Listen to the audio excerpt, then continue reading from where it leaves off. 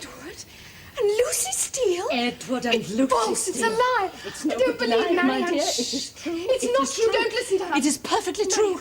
I had the whole story directly from the doctor who was attending my Charlotte after her confinement. It was he who was called in to attend to poor Fanny and revive her. And he said himself, my dears, that never in his life has he seen a house in such an uproar. Never. The carriage was already at the door when he arrived, and your brother was at that very moment seeing the two young ladies off with their baggage. And, my dear, by all accounts, Miss Nancy was in such a state she could scarcely stand unaided, and Miss Lucy little better. Oh, no. Well, why should you of all people feel pity? I'm sure I feel none. And, my dears, that's not all. Not by a great deal. For no sooner had the news reached Mrs. Ferrers than she sends for poor Edward and cuts him off with a shilling. Madam, how can you? Every penny of his portion to go to the brother Robert. Every penny. I just can't believe it. And how long have you known all this? Oh, about 4 months. Since she first came to stay at Barton. 4 months? And how did you find out? She told me herself, with all possible speed and at great length. You've been so calm, so outwardly cheerful. Oh, Elinor, how could you not tell me? How could you let me go on behaving as I did? Because she made me promise I would tell no one. Many, many times have I longed to undeceive you and Mother, but I could not. And you still love him?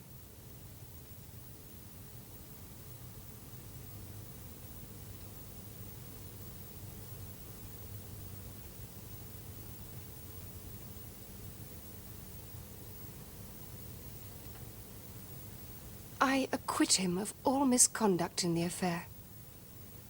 Beyond the original mistake of allowing himself to become contracted before his judgment was properly formed.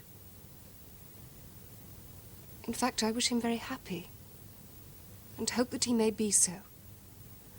Lucy, for all her faults, is superior to many in her understanding. Well, if that is what you truly feel, then I've nothing more to say on the subject. You think, do you not, that I have no strong feelings? Believe me, Marianne, I have. I assure you, it has not been easy to learn all this from her who is responsible for taking Edward from me. To have to witness her look of triumph as she told me. Yet not give her the satisfaction of displaying the extent of hurt she'd inflicted. Believe me, I have suffered. I have suffered. But it's my pride, I suppose, that will not allow me to show how much. Oh, Elinor. Dearest, sweetest Elinor. You've made me hate myself forever. How barbarous I've been to you. You who've been my only comfort. What can I ever do to make it up to you? Do you really want to know? Yes, yes, I do. Set me some punishment, some impossible task, anything. Then I charge you not to speak of this to anyone. But of course I will not. You've Is that all promised. you ask? No, Marianne, it is not. I should like to see you more agreeable in your manner towards Mrs. Jennings from now on. Well, why should I pretend Marianne? I will try. I will really try. Good. Colonel Brandon, ma'am. Oh, Colonel, how mighty civil of you. You've come for news of my Charlotte and her babe, I have no doubt. Well, that was not my only reason, ma'am. She's remarkably well, thank you. Oh, remarkably well. Do sit down. In fact, her chief concern now is with the full recovery of her figure. As I tell her, she cannot expect miracles, but there, you know what these young creatures are, eh? Oh, she will be delighted that you've inquired. Please convey to her my best wishes. Oh, I will, Colonel, I will indeed, yes.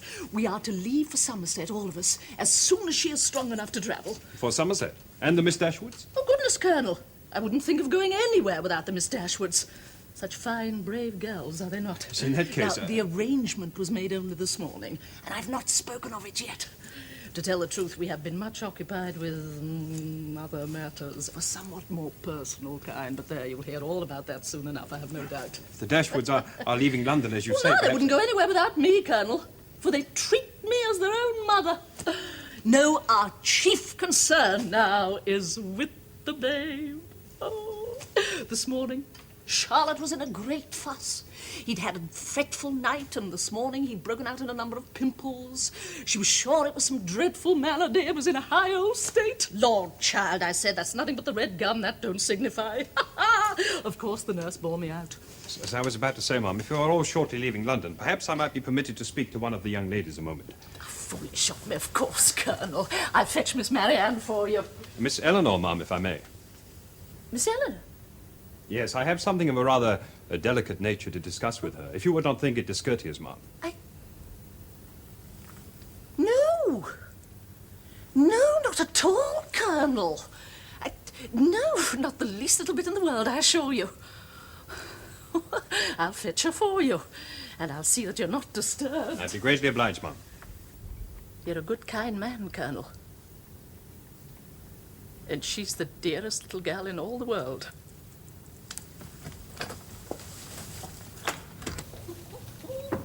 Elinor? Don't let her in. One moment, Mrs. Jennings.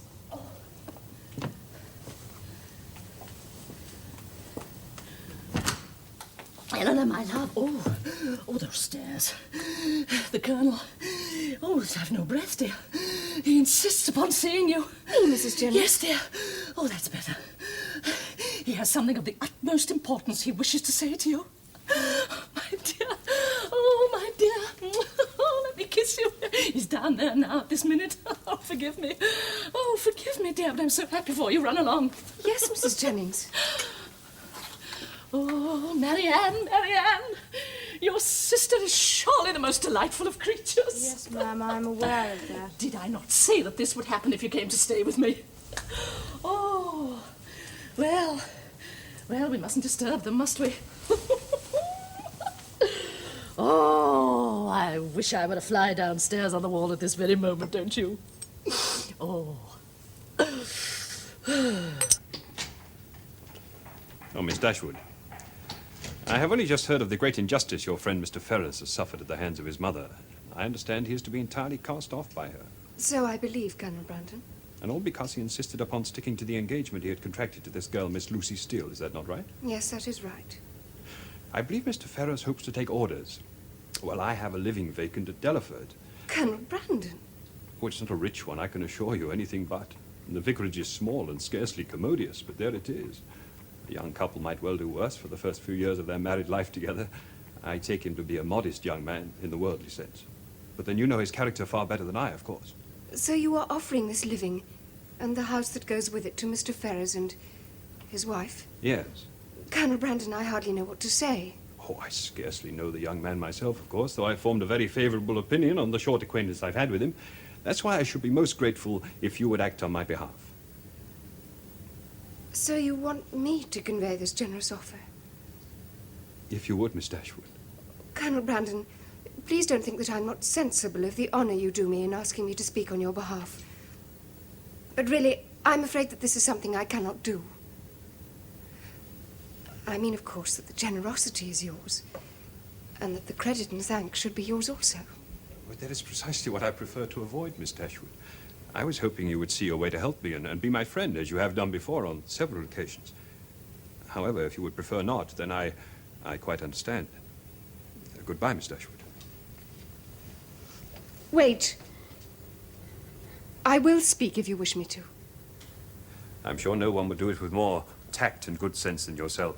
I'm a poor hand at these matters, I'm afraid. When would you wish me to speak to him?